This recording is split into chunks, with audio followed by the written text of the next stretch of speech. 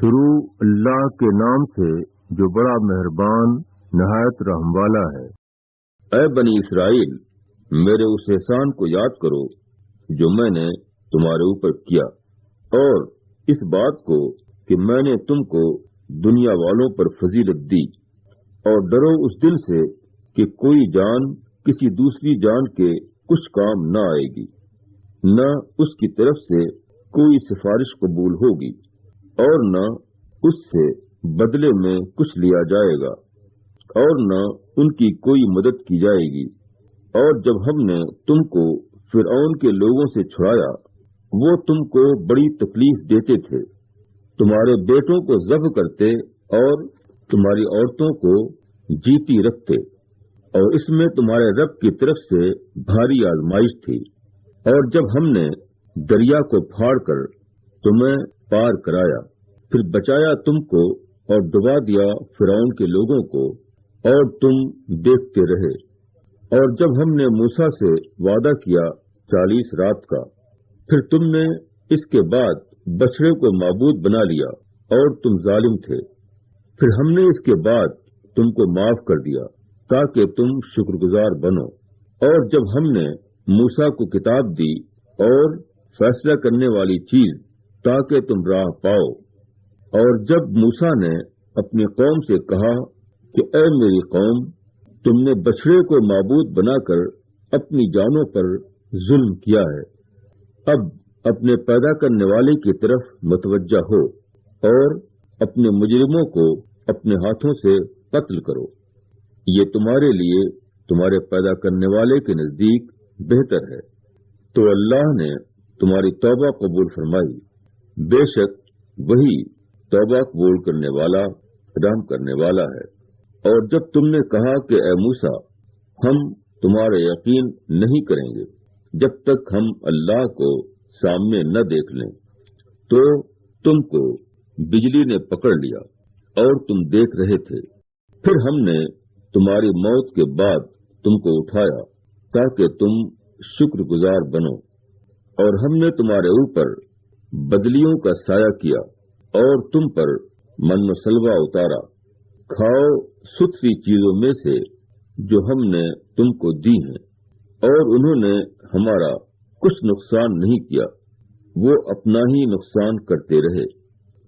تشریح: یہود کو اللہ تعالیٰ نے تمام دنیا پر فضیلت دی تھی، یعنی ان کو اپنے اس خاص کام کے لیے چنا تھا کہ ان کے پاس اپنی وحی بھیجے اور ان کے ذریعے دوسری قوموں کو اپنی مرضی سے باخبر کرے۔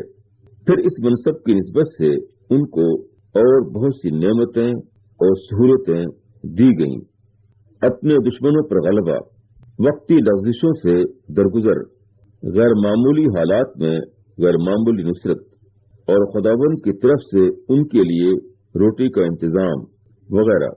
اس سے یہود کی اگلی نسلیں اس غلط فہمی میں پڑ گئیں کہ ہم اللہ کی خاص امت ہیں، ہم ہر حال میں آخرت کی کامیابی حاصل کریں گے۔ مگر خدا کے اس قسم کے معاملات کسی کے لیے پشتینی نہیں ہوتے۔ کسی گروہ کے اگلے لوگوں کا فیصلہ ان کے پچھلے لوگوں کی بنیاد پر نہیں کیا جاتا، بلکہ ہر فرد کا الگ الگ ہوتا ہے۔ خدا کے انصاف کا دن اتنا سخت ہوگا کہ وہاں اپنے عمل کے سوا کوئی بھی دوسری چیز کسی کے کام آنے والی نہیں۔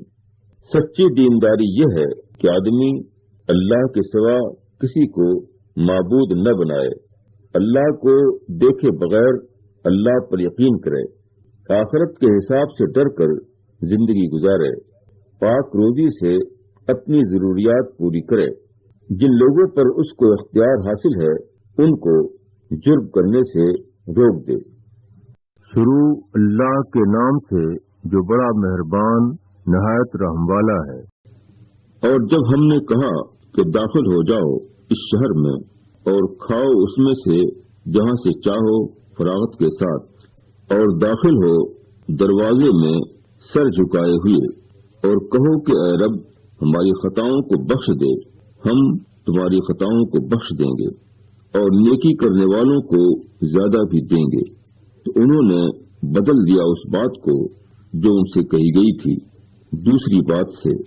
اس پر ہم نے ان لوگوں کے اوپر جنہوں نے ظلم کیا ان کی نافرمانی کے سبب سے آسمان سے عذاب اتارا۔ اور جب موسیٰ نے اپنی قوم کے لیے پانی مانگا تو ہم نے کہا اپنا عصا پتھر پر مارو، تو اس سے پھوٹ نکلے 12 چشمے۔ ہر گروہ نے اپنا اپنا گھاٹ پہچان لیا۔ کھاؤ اور پیو اللہ کے رزق سے، اور نہ پھرو زمین میں فساد مچانے والے بن کر۔ اور جب تم نے کہا اے موسیٰ ہم ایک ہی قسم کے کھانے پر ہرگز صبر نہیں کر سکتے، اپنے رب کو ہمارے لیے پکارو کہ وہ نکالے ہم کو جو اگتا ہے زمین سے، ساگ اور ککڑی اور گیہوں اور مسور اور پیاز۔ موسیٰ نے کہا کیا تم ایک بہتر چیز کے بدلے ایک ادنا چیز لینا چاہتے ہو؟ کسی شہر میں اترو تو تم کو ملے گی وہ چیز جو تم مانگتے ہو۔ اور ڈال دی گئی ان پر ذلت اور محتاجی، اور وہ غضب الہی کے مستحق ہو گئے۔ یہ اس وجہ سے ہوا کہ وہ اللہ کی نشانیوں کا انکار کرتے تھے اور نبیوں کو ناحق قتل کرتے تھے۔ یہ اس وجہ سے کہ انہوں نے نافرمانی کی اور وہ حد پر نہ رہتے تھے۔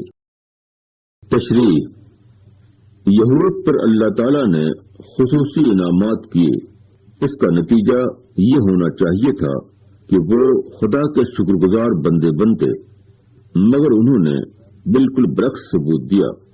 ایک بڑا شہر ان کے قبضے میں دے دیا گیا کہ اس میں داخل ہو تو فاتحانہ تمکنت سے نہیں بلکہ عجز کے ساتھ اور اللہ سے معافی مانگتے ہوئے، مگر وہ اس کے بجائے تفریحی کلمات بولنے لگے۔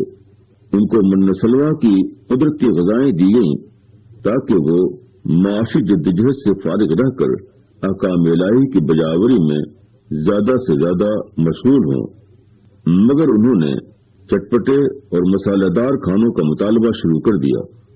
انہوں نے دنیا میں ضرورت پر قناعت نہ کر کے لذت کی تلاش کی۔ ان کی بےحسی اتنی بڑھی کہ اللہ کی کھلی کھلی نشانیاں بھی ان کے دلوں کو پگھلانے کے لیے کافی ثابت نہ ہوئیں۔ ان کی تنبیہ کے لیے جو اللہ کے بندے اٹھے ان کو انہوں نے ٹھکرایا، حتیٰ کہ قتل کر ڈالا۔ یہود میں یہ ڈٹھائی اس لیے پیدا ہوئی کہ انہوں نے سمجھ لیا کہ وہ نجات یافتہ گروہ ہیں، مگر خدا کے یہاں نسلی اور گروہی بنیاد پر کوئی فیصلہ ہونے والا نہیں۔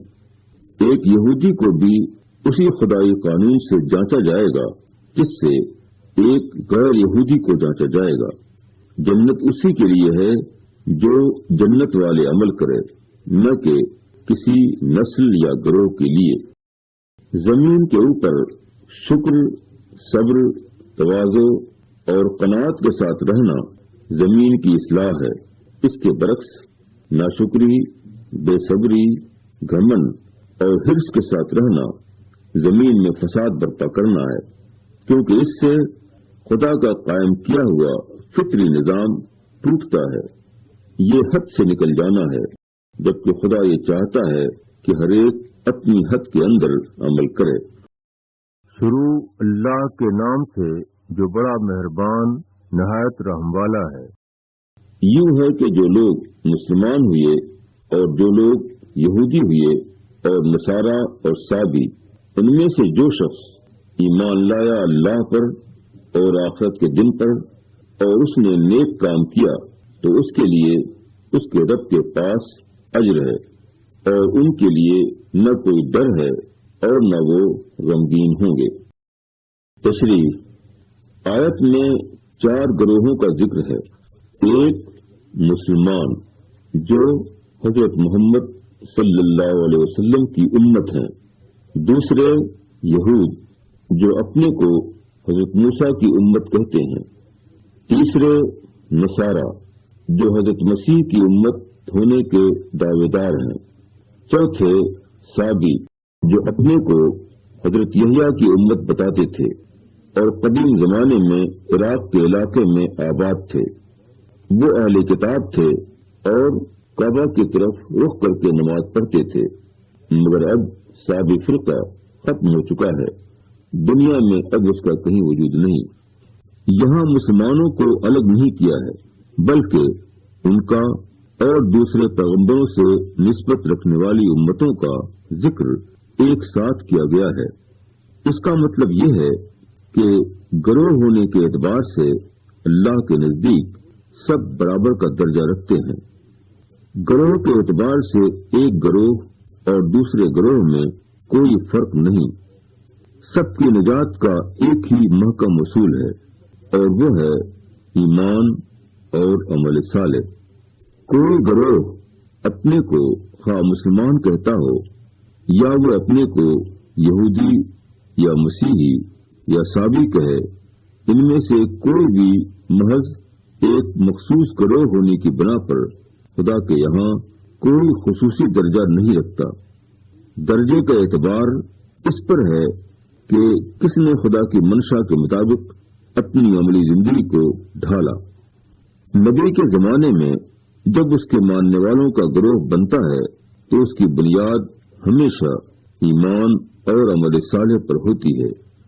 اس وقت ایسا ہوتا ہے کہ نبی کی پکار کو سن کر کچھ لوگوں کے اندر ذہنی اور فکری انقلاب آتا ہے، ان کے اندر ایک نیا عزم جاگتا ہے، ان کی زندگی کا نقشہ جو اب تک ذاتی خواہشوں کی بنیاد پر چل رہا تھا وہ خدائی تعلیمات کی بنیاد پر قائم ہوتا ہے۔ یہی لوگ حقیقی معنوں میں نبی کی امت ہوتے ہیں۔ ان کے لیے نبی کی زبان سے آخرت کی نعمتوں کی بشارت دی جاتی ہے، مگر بعد کی نسلوں میں صورتحال بدل جاتی ہے۔ اب خدا کا دین ان کے لیے ایک قسم کی قومی روایت بن جاتا ہے۔ جو بشارتیں ایمان و عمل کی بنیاد پر دی گئی تھیں ان کو محض گروہی تعلق کا نتیجہ سمجھ دیا جاتا ہے۔ وہ گمان کر لیتے ہیں کہ ان کے گروہ کا اللہ سے کوئی خاص رشتہ ہے جو دوسرے لوگوں سے نہیں ہے۔ جو شخص اس مخصوص گروہ سے تعلق رکھے، خواہ عقیدہ اور عمل کے اعتبار سے وہ کیسا ہی ہو، بہرحال اس کی نجات ہو کر رہے گی۔ جنت اس کے اپنے گروہ کے لیے ہے اور جہنم صرف دوسرے گروہوں کے لیے۔ مگر اللہ کا کسی گروہ سے خصوصی رشتہ نہیں۔ اللہ کے یہاں جو کچھ اعتبار ہے وہ صرف اس بات کا ہے کہ آدمی اپنے فکر اور عمل میں کیسا ہے۔ آخرت میں آدمی کے انجام کا فیصلہ اس کے حقیقی کردار کی بنیاد پر ہوگا، نہ کہ گروہی نسبتوں کی بنیاد پر۔